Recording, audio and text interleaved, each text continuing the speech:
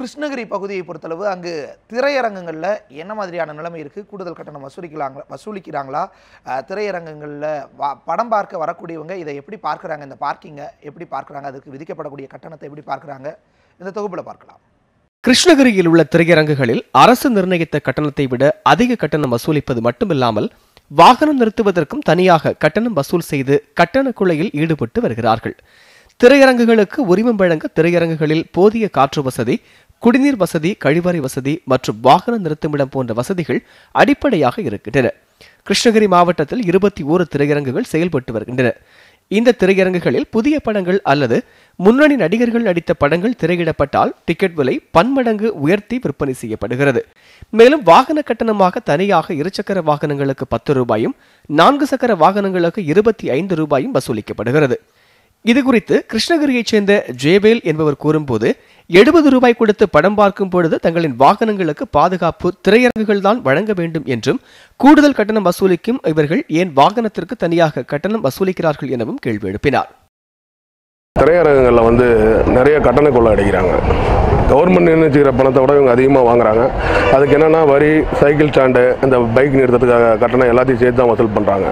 அதை இல்லாமல் இவங்க தனியாக இப்போ 70 ரூபா, 80 ரூபா, 100 ரூபா வாங்குறதோட அது இல்லாமல் தனியாக சைக்கிள் ஸ்டாண்டுக்குன்னு தனியாக ஒரு அமௌண்ட்டை போடுறாங்க. 10 ரூபா, 5 ரூபா, அந்த மாதிரி சைக்கிளுக்கு 5 ரூபா, வண்டிகளுக்கு 10 ரூபா வாங்குறாங்க. இதெல்லாம் கட்டண கொள்ளை மாதிரி இருக்குது. இதை முதல்ல கவர்மெண்ட் இதை கண்டுக்கணும், இவங்க மேலே தக்க நடவடிக்கை எடுக்கணும்னு நாங்கள் கேட்டுக்கொள்கிறோம். இதேபோல் ராமு என்பவர் கூறும்போது, திரையரங்குகளில் போதிய வசதி இல்லாத நிலையிலேயே கூடுதல் கட்டணம் வசூலிப்பதாகவும், இதில் வாகனங்களுக்கு தனியாக கட்டணம் வசூலித்து கொள்ளையில் ஈடுபடுகிறார்கள் என்றும் தெரிவித்தார். பார்க்கிங் வசதி எல்லாம் சேர்த்து தான் காசு கொடுக்குறோம். இதுக்கப்புறம் திருப்பி தேட்டரில் கூட்டம் வந்தால் ஒரு ரேட்டு, கூட்டம் வரலான்னா ஒரு ரேட்டு. இப்போ மக்களுக்குன்னு ஏதோ ஒரு கம்மி பண்ணி கரெக்டாக ஒரு ஃபிக்ஸடான ஒரு ரேட்டு கொடுக்கணும். அது பண்ண மாட்டேன்றாங்க.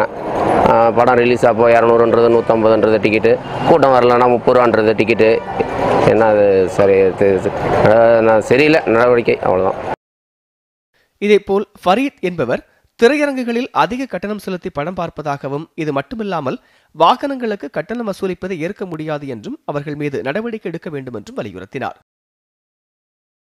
நிறைய படம் புது படம் ரிலீஸ் ஆகுது. புது படம் வந்தால் 100 ரூபாய் டிக்கெட் வராங்க. அப்போ கூட்டம் கம்மியானா 30 ரூபா வாங்குறாங்க. சரி, கார் பார்க்கிங் எல்லாம் சேர்த்து தான் 100 ரூபாய் வாங்குறாங்க. தனித்தனியாக மறுபடியும் பார்க்கிங் 10 ரூபா கூட, காருக்கு 30 ரூபா கொடுன்னு கேட்குறீங்க. டிக்கெட் வாங்கிக் கொண்டு படம் பார்க்கும் போது அந்த திரையரங்குகள் தான் வாகனத்தை பாதுகாக்க வேண்டும். அப்படிப்பட்ட சூழலில் ஏன் வாகனங்களுக்கு தனியாக கட்டணம் செலுத்த வேண்டும் என்ற கேள்வி மக்கள் மத்தியில் எழுந்துள்ளது. திருலோகச்சந்தர், நியூஸ் 7 தமிழ், கிருஷ்ணகிரி.